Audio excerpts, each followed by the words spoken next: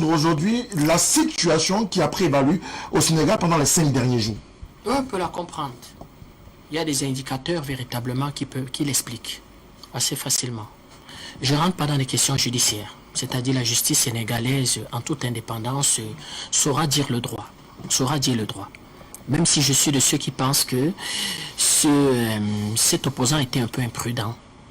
Les salons de massage n'ont pas souvent bonne presse. C'est souvent des maisons closes, il faut le dire. Même ici au Cameroun, il y a des salons de massage qui ouvrent là. Vous passez salon de massage, vous ne voyez pas effectivement quelles sont les prestations qu'on donne. Quand vous entrez, les filles sont très peu vêtues et puis.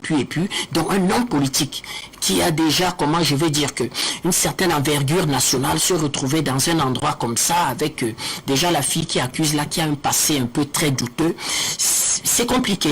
C'est un jeu de massacre, la politique, donc vos adversaires peuvent toujours utiliser ça contre vous. Sauf que le Sénégal a des indicateurs qui sont quand même un peu embêtants. C'est un pays très endetté. Le Fonds monétaire international, la Banque mondiale, table sur 64% de taux d'endettement d'ici l'année prochaine. La norme supérieure à laquelle on vous déclare État pratiquement en cessation de paiement, c'est 70%. Ils en sont à 6 points. Le Sénégal, c'est 1400 milliards de déficit commercial. Ils ne produisent rien. Ils achètent tout. Le Sénégal, c'est 70% de la population dans l'agriculture qui participe à peine à 17% du produit intérieur brut. Ça veut dire qu'ils en sont encore à l'agriculture avec la machette et la houe.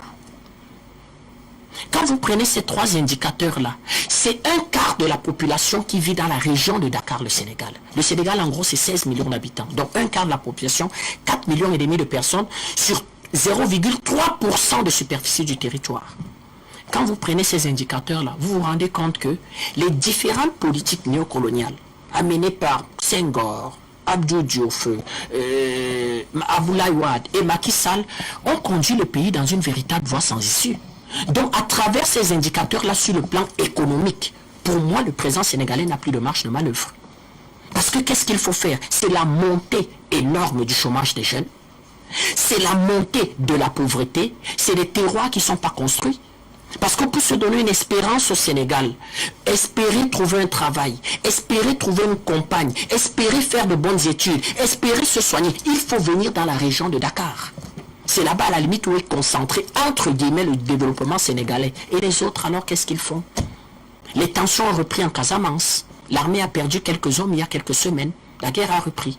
Vous voyez donc que des présidents véritablement qui ont des politiques, qui ne sont pas des politiques pensées par eux, qui ne sont pas des politiques pour le peuple, conduisent à des situations comme ça, où un incident, entre guillemets même un fait divers, ou bien une trahison politique, ou une politique même de caniveau d'un adversaire, amène la population à